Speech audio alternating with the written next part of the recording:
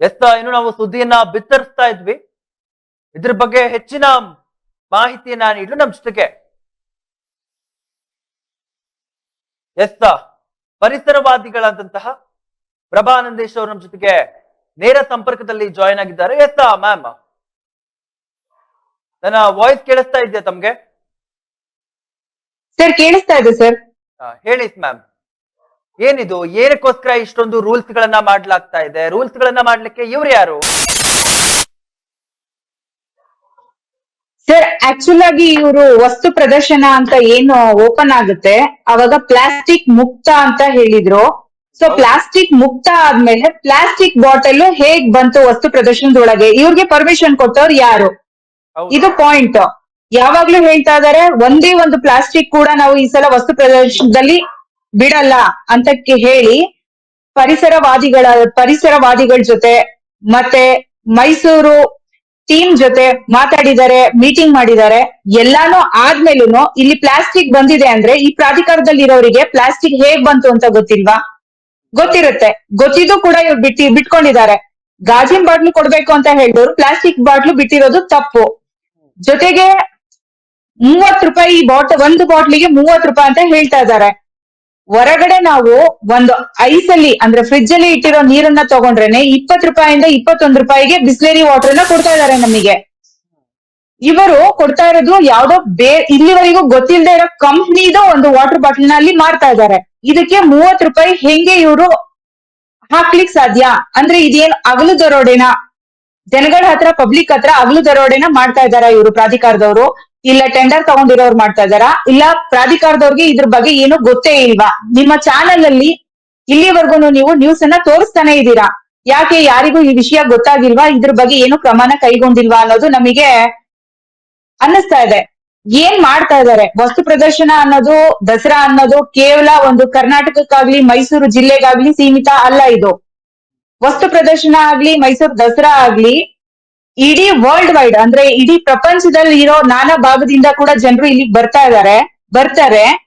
ಅವರಿಗೆ ಟೋಪಿ ಹಾಕ್ಬೋದು ಅನ್ನೋದೇನಾದ್ರೂ ಉದ್ದೇಶ ಇದೆಯಾ ಇವರಿಗೆ? ಗೊತ್ತಾಗಲ್ಲ. ಬೇರೆ ಕಡೆಯಿಂದ ಬರ್ತಾರೆ, ನಾವು ಹೇಳ್ದಷ್ಟು ತಗೊಂಡ್ ಕೊಟ್ಟು ಕುಡ್ದು ಹೋಗ್ತಾರೆ ಅನ್ನೋದು ಒಂದ್ ಇರ್ಬೋದೇನೋ ಇವರಿಗೆ. 30 ರೂಪಾಯಿ ಬಾಟ್ಲ್ ನ ಮಾರಕ್ಕೆ ಫಸ್ಟ್ ಪರ್ಮಿಷನ್ ಕೊಟ್ಟಿರೋರು ಇದ್ರ ಬಗ್ಗೆ ಗಮನ ಹರಿಸ್ಬೇಕು, ಕೇಳ್ಬೇಕು. ಯಾಕೆ 30 ರೂಪಾಯಿ ನೀವು ಮಾರ್ತಾ ಇದ್ದೀರಾ ಅಂತ. ಟೆಂಡರ್ ಕರೆದಾಗ ಇವ್ರಿಗೆ ಗೊತ್ತಿಲ್ವಾ ಎಷ್ಟು ಕೋಡ್ ಮಾಡಿದ್ದಾರೆ ಅಂತ?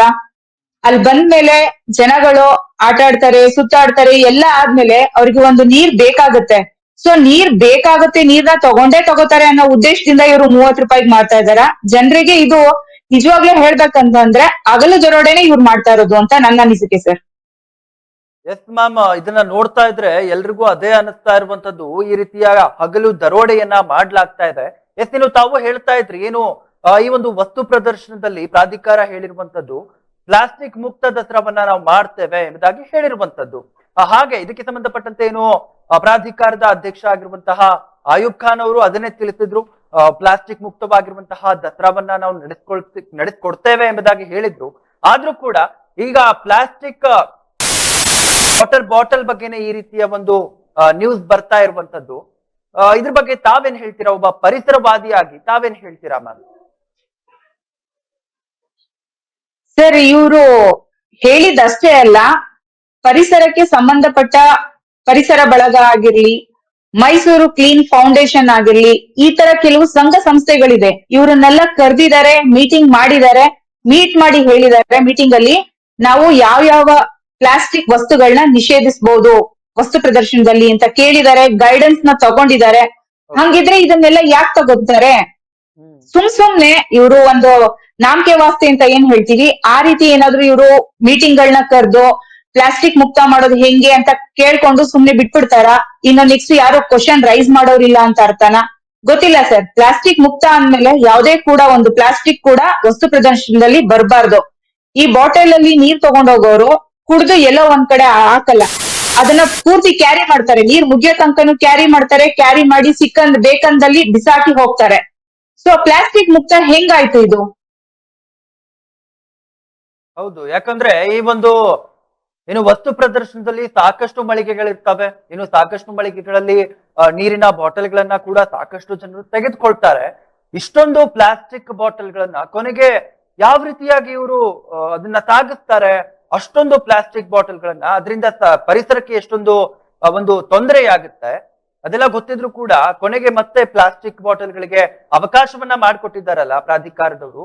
ಇದ್ರ ಬಗ್ಗೆ ತಾವೇನ್ ಹೇಳ್ತೀರಾ? ಸರ್ ಹೌದು, ಪ್ಲಾಸ್ಟಿಕ್ ಅನ್ನೋದು ತ್ಯಾಜ್ಯನ ಇವಾಗ ನಾವು ಹೆಂಗೆ ಅದನ್ನ ಮರುಬಳಕೆ ಮಾಡ್ಬೇಕು ಅನ್ನೋದನ್ನೇ ಒಂದು ಯಕ್ಷ ಪ್ರಶ್ನೆ ಆಗಿ ನಿಂತಿದೆ. ಈ ಪ್ಲಾಸ್ಟಿಕ್ ಅನ್ನೋದು ಒಂದು ಪಡಂಭೂತ ತರ ಇದೆ. ಎಲ್ಲೆಲ್ಲಿ ಪ್ಲಾಸ್ಟಿಕ್ ನಾವು ಆದಷ್ಟು ಕಡಿಮೆ ಮಾಡ್ಕೋಬಹುದು ಅನ್ನೋದನ್ನ ನಾವು ಯೋಚನೆ ಮಾಡ್ತಾ ಇರುವಾಗ ವಸ್ತು ಪ್ರದರ್ಶನಕ್ಕೆ ಕೇವಲ 50 ಜನ 100 ಜನ ಬರಲ್ಲ, ದಿನಕ್ಕೆ ಸಾವಿರಾರು ಜನ ಸಂಖ್ಯೆಯಲ್ಲಿ ಬರ್ತಾರೆ. ಸಾವಿರಾರು ಸಂಖ್ಯೆಯಲ್ಲಿ ಬಂದವರು ಎಲ್ರು ಅಲ್ದೆ ಹೋದ್ರುನು ಅದರಲ್ಲಿ ಒಂದು 80 to 90% ಕಂಪಲ್ಸರಿ ವಾಟರ್ ಬಾಟಲ್ ನ ಪರ್ಚೇಸ್ ಮಾಡೇ ಮಾಡ್ತಾರೆ. ಹೌದು. ಪ್ಲಾಸ್ಟಿಕ್ ಮುಕ್ತ ಅಂತ ಹೇಳಿ ಈ ಬಾಟ್ಲ್ಗಳನ್ನ ಮಾರ್ತಾ ಇರೋದು ಸೂಕ್ತ ಅಲ್ಲ ಅಂತ ನನ್ನ ಅನಿಸಿಕೆ ಸರ್. ಎಸ್, ಏನು ಈ ಒಂದು ಸಂಬಂಧಪಟ್ಟಂತೆ ಈಗಾಗಲೇ ಏನು ನಾವು ಸುದ್ದಿಯನ್ನ ಬಿತ್ತರಿಸ್ತಾ ಇದ್ವಿ. ಈ ಒಂದು ಪ್ಲಾಸ್ಟಿಕ್ ಬಾಟಲ್ಗಳಿಗೆ ಇನ್ನು ಹೆಚ್ಚಿನ ಹಣವನ್ನ ನೀಡಿ, ಯಾಕಂದ್ರೆ ಹೊರಗಡೆ ನಾವು ನೋಡ್ತೀವಿ ಮ್ಯಾಮ್, ಯಾವುದೇ ಬಿಸ್ಲೇರಿ ಆಗಿರ್ಬೋದು, ಕಿನ್ಲೆ ವಾಟರ್ ಬಾಟಲ್ ಆಗಿರ್ಬೋದು ಅಥವಾ ಬೇರೆ ವಾಟರ್ ಬಾಟಲ್ಗಳಾಗಿರ್ಬೋದು, ಒಂದು 20 ರೂಪಾಯಿಗೆ ನಮ್ಗೆ 1 ಲೀಟರ್ ಬಾಟಲ್ಗಳೆಲ್ಲ ಸಿಕ್ಬಿಡುತ್ತೆ. ಆದ್ರೂ ಕೂಡ ಇವರು 30 ರೂಪಾಯಿಗಳಿಗೆ ಈ ಒಂದು ದುಡ್ಡನ್ನ ಏನು ಲೇಬಲ್ ಅನ್ನ ಹಚ್ಚಿ ಗ್ರಾಹಕರಿಗೆ ಹಾಗೆ ಮಳಿಗೆದಾರರಿಗೆ ಒಂದು ರೀತಿಯ ಲೂಟಿ ಹೊಡೆಯುವ ಕೆಲಸವನ್ನ ಮಾಡ್ತಾ ಇದ್ದಾರಲ್ಲ, ಇದ್ರ ಬಗ್ಗೆ ತಾವೇನ್ ಹೇಳ್ತೀರಾ? ಎಲ್ಲೋ ಒಂದ್ ಕಡೆ ಇದ್ರಲ್ಲಿ ಏನಾದ್ರೂ ಪ್ರಾಧಿಕಾರದವರು ಕೂಡ ಶಾಮೀಲಾಗಿರ್ಬಹುದಾ ಈ ಒಂದು ಲೂಟಿಯಲ್ಲಿ? ಸರ್ ನಾನು ಆಗ್ಲೇ ಹೇಳ್ದೆ ನಿಮ್ಗೆ, ಒಂದು ಪದ ಉಪಯೋಗಿಸ್ತೆ ನಾನು, ಇದು ಒಂದು ಹಗಲು ದರೋಡೆ ಅಂತ. ಯಾಕೆ ಅಂತಂದ್ರೆ ಇವ್ರು ಹೋಗಿ ಎಲ್ಲೂ ಕನ್ನ ಹಾಕ್ಬೇಕಾಗಿಲ್ಲ, ಒಂದು ನೀರಿನ ಬಾಟ್ಲನ್ನ ಅಂಗಡಿಗಳಲ್ಲಿ ಇಟ್ಟು ಜನರಿಗೆ ಅದನ್ನ ಮೋಸ ಮಾಡಿ 20 ರೂಪಾಯಿಗೆ ಒಳ್ಳೊಳ್ಳೆ ಕಂಪ್ನಿ ನೀರೇ ಸಿಗ್ತಾ ಇರುವಾಗ ಇವರು ಕಂಪ್ನಿ ಗೊತ್ತಿಲ್ಲದೆ ಇರೋ ಕಂಪ್ನಿಗೆ ಒಂದು ಟೆಂಡರ್ ಕೊಟ್ಟು ಕರ್ದು ಅದನ್ನ 30 ರೂಪಾಯಿಗೆ ಮಾರ್ತಾ ಇದಾರೆ ಅಂದ್ರೆ ಇದು ಹಗಲು ದರೋಡೆ ಅಲ್ಲದೆ ಬೇರೆ ಏನೂ ಅಲ್ಲ ಸರ್. ಜನಗಳಿಗೆ ಮಂಕ್ ಮಾಡ್ತಾ ಇದಾರೆ, ಹಗಲು ದರೋಡೆನ ಮಾಡ್ತಾ ಇದಾರೆ ಸರ್, ಅಷ್ಟೇ. ಎಸ್, ತಮ್ಮೆಲ್ಲ ಮಾತುಗಳಿಗಾಗಿ ಧನ್ಯವಾದಗಳು ಮ್ಯಾಮ್. ಎಸ್.